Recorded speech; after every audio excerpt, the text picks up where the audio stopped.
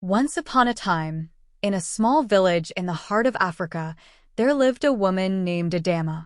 She was known far and wide for her breathtaking beauty, with skin as smooth as cocoa butter and eyes that sparkled like diamonds in the sun.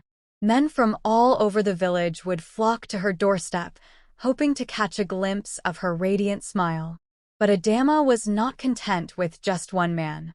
She believed that her beauty was too great for any single man to handle, and so she made a decision that shocked the entire village. She decided to sleep with every man in the village, one by one, until she found the one who could truly satisfy her.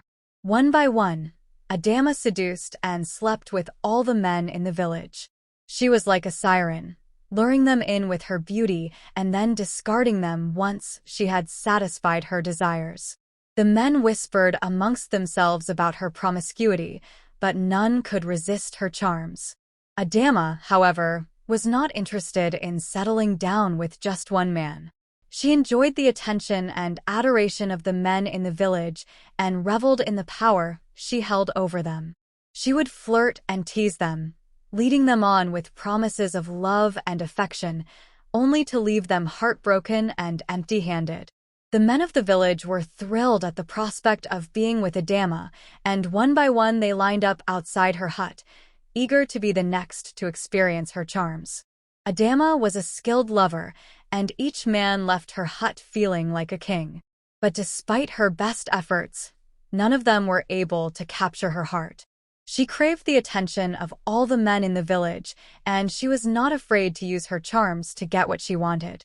One by one, the men of the village fell under Adama's spell. They would sneak into her hut under the cover of darkness, their hearts racing with desire. Adama would welcome them with open arms, her laughter ringing out like a siren's song. And when the sun rose in the morning, the men would leave her hut with smiles on their faces, their minds clouded with thoughts of the beautiful woman who had captured their hearts. Despite her many conquests, Adama remained unmarried. She was content to live a life of freedom and pleasure, with no ties or commitments to hold her back. But as the years passed, Adama began to feel a sense of emptiness deep within her soul. She longed for something more, something that would fill the void in her heart.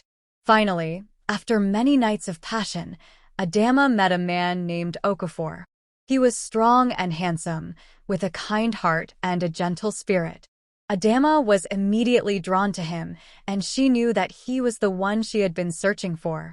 Okafor was different from the other men in the village.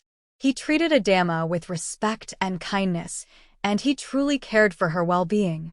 Adama found herself falling in love with him, and before long they were married in a lavish ceremony that was the talk of the village.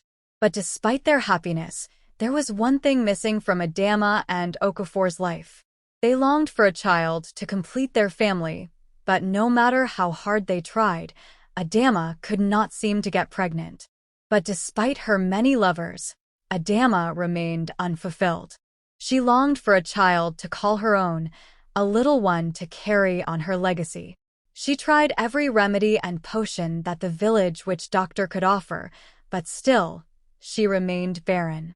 They tried every remedy and potion that the village had to offer, but nothing seemed to work. Adama grew more and more despondent, fearing that she would never be able to bear a child of her own. One night, Adama had a dream in which a wise old woman appeared to her. The woman told her that the key to her fertility lay in her past actions. She must atone for her promiscuity and seek forgiveness from the men she had wronged. Adama was filled with remorse and regret.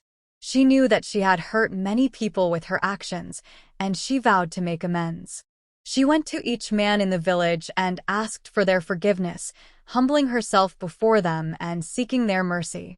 One day, a wise old woman from the village approached Adama and Okafor with a solution.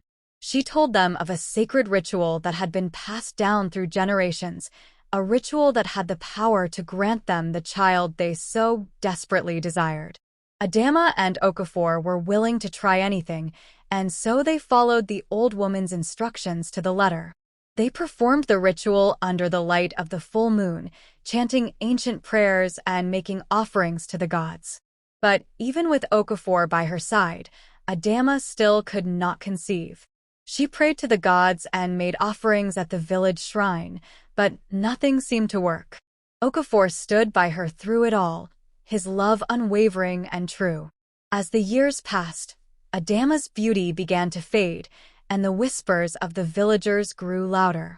They said that she was cursed, that her barrenness was punishment for her promiscuity. But Okafor defended her, his voice strong and unwavering.